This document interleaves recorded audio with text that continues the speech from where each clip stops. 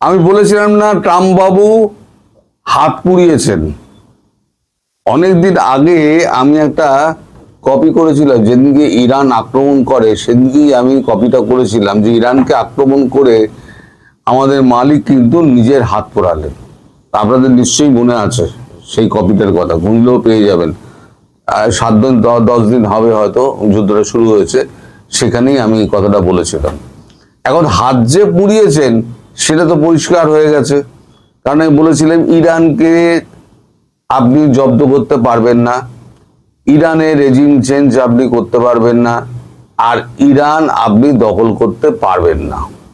কারণ ইরানের একটা প্রাচীন ইতিহাস রয়েছে, প্রাচীন সভ্যতা রয়েছে, আর তার দেশের মানুষ হচ্ছে দেশপ্রেমিক। তারা নিজেদের মধ্যে লড়াই করবে, মোল্লাদের বিরুদ্ধে লড়াই করবে, মারো মোল্লাদের মারো, এই সমস্ত তারা করবে। কিন্তু যখনই বিদেশি শক্তি তাদের ওপরেতে আক্রমণ করবে তখনই তারা এককাট্টা হয়ে যাবে। এটা কিন্তু আমার ভিডিওতে বলা আছে এবং সাক্ষী আছে আমার ভিডিও, যেটা আমি বারবার বলেছি। এবং ট্রাম্প এটাও বলেছি যে ট্রাম্পকে একদিন কিন্তু হার স্বীকার করতে হবে। এখন যেটা কাগজে বেরিয়েছে আমার কথার সপক্ষে, এবার কাগজটি আমি আপনাদের দেখাই। আজ কাগজে বেরিয়েছে যুদ্ধে ইতি টানার পথ খুঁজছেন ট্রাম্প।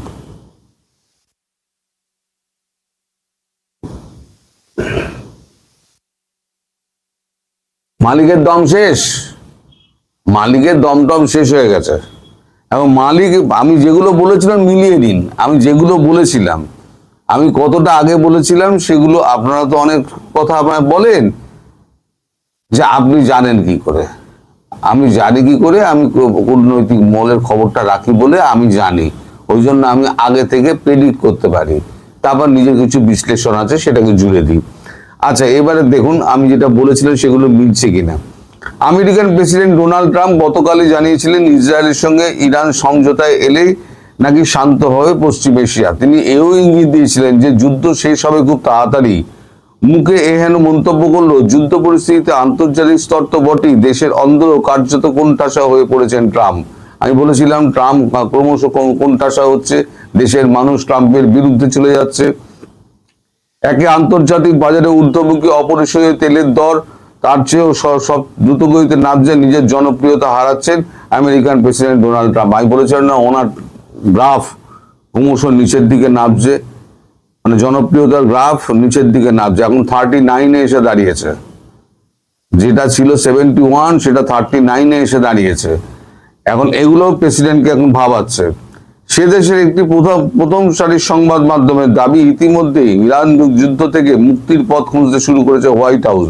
তবে কি ট্রাম্প যুদ্ধে ইতি টানতে চাইলেও ইসরায়েল তাদের সহমত হবে কিনা তা নিয়ে দেখা দিয়েছে মানে সংশয়। কারণ সে দেশের প্রধানমন্ত্রী বেঞ্জামিন নেতানিয়াহু সাফ জানিয়েছেন লক্ষ্য পূরণ না হওয়া পর্যন্ত ইরানে হামলা চালিয়ে যাওয়া হবে। এদিকে আজ ইরানও দাবি করেছে তেহরানের সিদ্ধান্তে মান্যতা দেওয়া হলে তবেই শান্ত হবে রণাঙ্গন। এখন এই যে আপনার এতগুলো কথা বললাম, এতগুলো কথার সঙ্গে আমার পুরোনো কথার তো মিল পেলেন। এখন এই যে এই যুদ্ধটা না, এটা কিন্তু নেভার এন্ডিং যুদ্ধ। ট্রাম্প কিন্তু অবজেক্টিভ নিয়ে যেখানে যেখানে নেমেছেন, একটা লক্ষ্য নিয়ে, কোনো লক্ষ্যটা কিন্তু তিনি পূরণ করতে পারেননি। না ভিয়েতনামে পূরণ করতে পেরেছেন, না ভেনেজুয়েলায় পূরণ করতে পেরেছেন, না আফগানিস্তানে পূরণ করতে পেরেছেন, না ইরানে পূরণ করতে পারবেন। আমেরিকা কোনোদিন তার লক্ষ্য পূরণ করতে জানেই না তার অবজেক্টিভটা কি, আমি কি জন্য যুদ্ধটা করছি। রেজিম চেঞ্জ করা যাবে না সেটা তো পরিষ্কার বলে দিয়েছিল আমরা পেন্টাগন, তার আশেপাশের লোক, আমি আপনাদের বলেছিলাম। কিন্তু তিনি অনড় ছিলেন যে আমি যুদ্ধ করব, আমি যুদ্ধ করে আমি সবাইকে টাইট মেরে দেবো। এখন আবার বলছেন যে কিউবাকে উনি সম্মানজনকভাবে তিনি দখল করবেন। আর দখল আবার কখনো সম্মানজনকভাবে হয়? তো যাই হোক, একটা না একটা কিছু করে বেড়াবে ট্রাম্প। এরপরে হয়তো দেখবেন কিউবায় গিয়ে কিছু একটা অশান্তি একটা সৃষ্টি করছেন। উনি যতদিন থাকবেন ততদিন পৃথিবীকে অশান্তই করে যাবেন। উনি ভোটের আগে বলেছিলেন আমি যুদ্ধ থামাতে এসেছি, আমি থাকলে যুদ্ধ হতো না। বাইডেনের আমলে যে যুদ্ধটা শুরু হয়েছে, এবার এসে কি করলেন, 600-র ওপরে বোমা উনি ফেলে দিলেন। তার মধ্যে B2 দিয়ে তো বোধ 80টা বোমা ফেলেছেন। এখন আবার B2 নিয়ে গিয়েছে আবার এতে ব্রিটেনে। এখন ব্যাপারটা হচ্ছে যেখানে এই যে 6টা-8টা দেশ রয়েছে আপনার উপসাগরীয় অঞ্চলে, তাদের কি বুঝিয়েছিল, তোমরা আমায় টাকা দাও আমি তোমাদের সুরক্ষা দেবো। এই যে সিকিউরিটি আমব্রেলাটা ছিল না, আমেরিকার যে সিকিউরিটি আমব্রেলা ছিল, সেইটা পুরোপুরি একদম দুনিয়ার সামনে একেবারে নষ্ট হয়ে গিয়েছে। ইরান একেবারে পরিষ্কার দেখিয়ে দিয়েছে সিকিউরিটি আমব্রেলা বলে আমেরিকার কিছু নেই। অর্থাৎ আমাদের এখানে পাকিস্তানে যেটা চীন এবং আমেরিকা যে তাদের সিকিউরিটি আমব্রেলা এডি সিস্টেম বসিয়েছিল, সে এডি সিস্টেম কিন্তু ভেদ করে আমরা সমস্ত কিছু মেরে দিয়ে এসেছিলাম। সে এয়ারপোর্ট ধ্বংস করা থেকে আর নূর খান বেস সব কিন্তু আমরা ভেঙে দিয়েছিলাম। ফলে এই যে সিকিউরিটি সিস্টেম নিয়ে যে বাণিজ্য, সেই বাণিজ্য কিন্তু এবার নিশ্চিতভাবে আমেরিকার কাছে যে সমস্ত টেকনোলজি আছে সেগুলো বিশ্বের সেরা টেকনোলজি। কিন্তু মেশিনটা বড় কথা নয়, মেশিনের পেছনে যে মেশিনটা চালাচ্ছে না সেই হচ্ছে আসল লোক। আমেরিকার সৈন্যদের যেটা, ভারতের মতো সৈন্যদের যেটা আছে, মানে দম আছে, যেটাকে বলে বাংলা ভাষায় যেটাকে বলে দম আছে, আপনারা বলে হ্যাডাম। হ্যাডাম যেটা আছে না, সেটা ভারতের সৈন্যদের যেটা রয়েছে আমেরিকান সৈন্যদের সেটা নেই। একজনের গায়ে গুলি লাগলে পরে সব কটাই বডি নিয়ে সব কটা পালিয়ে যাবে। এইটা হচ্ছে বিভিন্ন ছবিতেও আপনারা দেখতে পাবেন, এগুলো বিশেষ করে ওয়ার ভিত্তিক ছবিগুলো তো আপনারা দেখতে পাবেন, তারা ওগুলো দেখায়। এখন এই যে 6টা-8টা দেশ আছে, বাহরিন থেকে আরম্ভ করে সৌদি আরব পর্যন্ত, তারা সবাই এসে এবার ধরেছে আমাদের একে মোদিজিকে। সবাই টেলিফোন করে ধরছে মোদিজিকে। আর ওদিকে ট্রাম্প ফোন করেছেন পুতিনকে। পুতিন বলেছেন ঠিক আছে, পুতিন তো এখন তো পায়ের ওপর পা তুলে তো পা নাচাচ্ছে আর বলছে ঠিক আছে ডলার আসুক ডলার আসুক। আর মোদিজিও তাই ভাবছেন যে এবার ঠিক আছে আমি ওখান থেকে রাশিয়া থেকে কাঁচা তেল নেবো, এখানে আবার আমি এখানে পরিশোধন করে ইউরোপকে আমি সাপ্লাই দিয়ে দেবো, দিয়ে আমি 2028-এর মধ্যে আমি তৃতীয় ইকোনমি হয়ে যাবো। হয়েও যাবে 2028-এর মধ্যে, 28-এর আগেই দেখবেন থার্ড ইকোনমি হয়ে গেছে ভারতবর্ষ। কারণ যে হারে তেল বেচবে এখন তেল না পেয়ে, সব থেকে তো খারাপ অবস্থা তেল গ্যাস না পেয়ে ইউরোপের। এখন আমেরিকায় গতকালকে খবর নিয়েছি আমি, আমেরিকা আমার এক বন্ধু আছেন, তিনি আমার দর্শক, তিনি বললেন দাদা এখানে গতকালকে আমি 1 গ্যালন ডিজেল নিয়েছি $3.86, সেটা আজকে $1 বেড়ে গিয়েছে। মানে গত পরশু যেটা নিয়েছিলেন সেখান থেকে গতকালকে $1 বেড়ে গিয়েছে। ইউরোপেও কিন্তু মানে 80 সেন্ট থেকে 100 মানে 1 ইউরো পর্যন্ত সমস্ত বেড়ে গিয়েছে। মানে আস্তে আস্তে এফেক্টটা শুরু হচ্ছে। এবার গ্যাসের যত টান পড়বে তত কিন্তু দাম বাড়তে শুরু করবে। এক্ষেত্রে একমাত্র উপায় হচ্ছে ভারত যদি ওই তেল শোধন করে ভারত যদি পাঠায়, তাহলে পরেই একমাত্র মানে অবস্থা কিছুটা মানে হতে পারে, ঠান্ডা হতে পারে।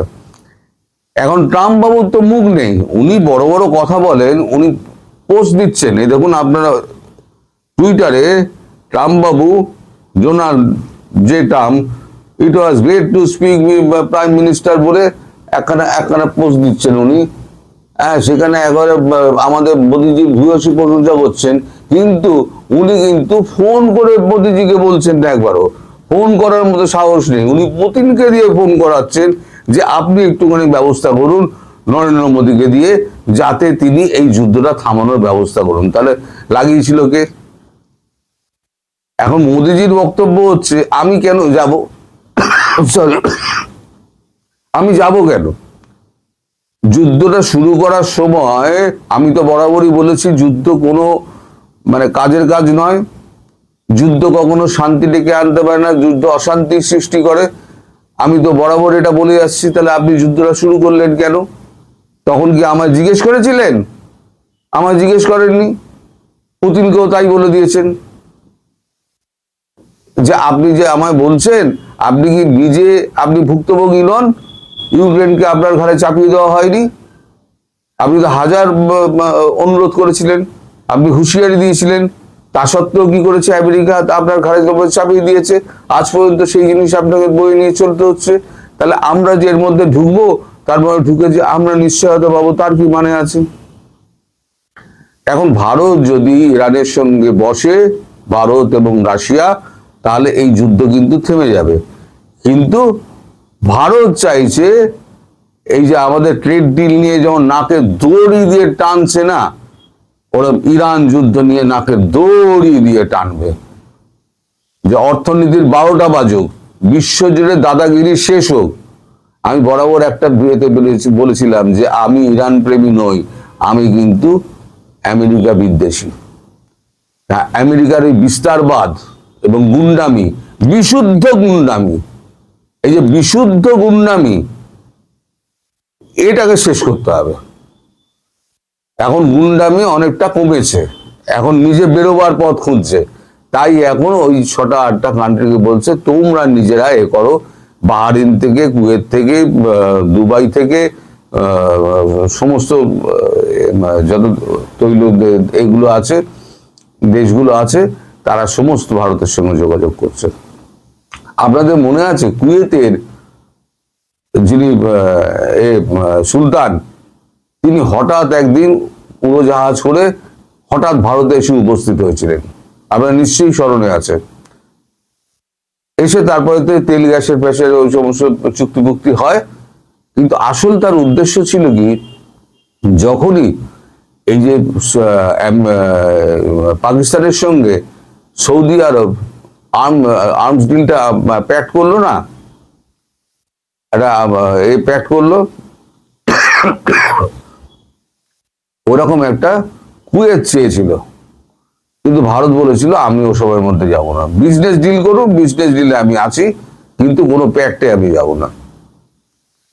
তো প্যাক্টে যদি যেত, তাহলে আজকে ভারতবর্ষকে ওখানে গিয়ে লড়াই করতে হতো, যেটা এখন পাকিস্তানের হচ্ছে। পাকিস্তানের অবস্থা খুব খারাপ। শাহবাজ শরীফকে বলেছে ভাই আমাদের মধ্যে প্যাক্ট ছিল, একে অপরের ওপরে আঘাত করলে আমরা সেটা নিজেদের ওপর আঘাত বিবেচনা করব। এখন আমাদের এখানে সৈন্য পাঠাও, আমাদের আঘাত পড়েছে। এখন আসিফ মুনিরার ফোন ধরছেন না, শাহবাজ শরীফ বলেছেন মজার উত্তর, এখন তো আমাদের রমজান চলছে, আমাদের সবাই ব্যস্ত, আমাদের সৈন্যরাও খুব ক্লান্ত, তাই রমজানটা কাটুক, তারপর আমরা দেখছি। তখন সালমান